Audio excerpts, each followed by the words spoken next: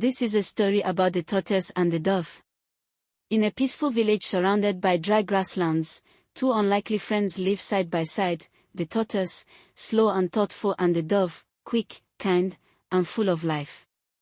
Their friendship had grown over time, as both shared stories, watched the sun rise from beneath a large Iroko tree, and occasionally traveled together through the village paths.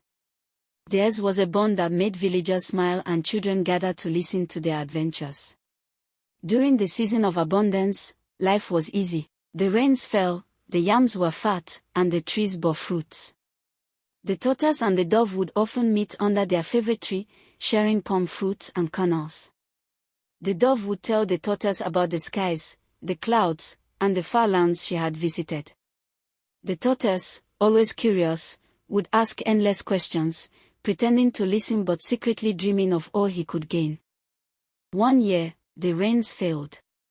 The streams dried, leaves curled, and the land turned to dust.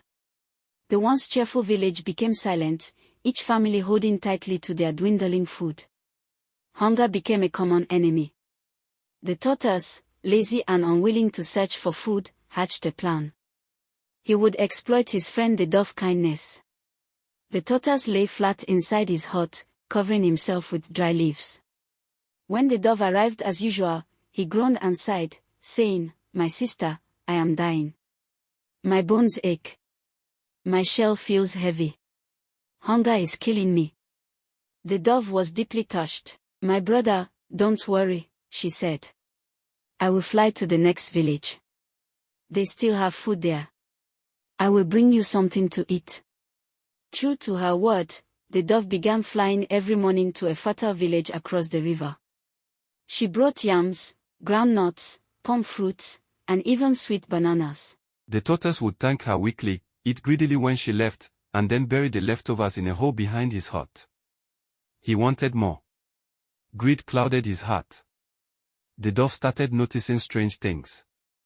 Mr. Tortoise did not look thinner. In fact, he looked rounder. One day, as she dropped a bunch of bananas and turned to leave, she heard Mr. Tortoise humming a happy tune. Suspicion crept in. That night, she returned silently and perched on a tree near his hut. What she saw broke her heart. The tortoise had unearthed his hidden stash. He laid out a feast and danced clumsily around it, singing, "While the dove flies, I dine, her wings feed me fine, she walks, I rest, surely I am blessed." The dove flew away in tears, but before she made her decision, she visited a wise parrot. The parrot, who had seen many dry seasons, told her, "My daughter, your kindness is golden.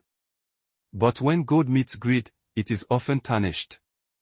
Test his heart one last time." So the next morning, the dove brought no food.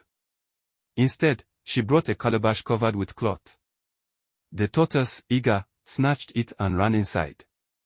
But when he opened it, locusts flew out and ate the stash he had hidden. He ran out, screaming.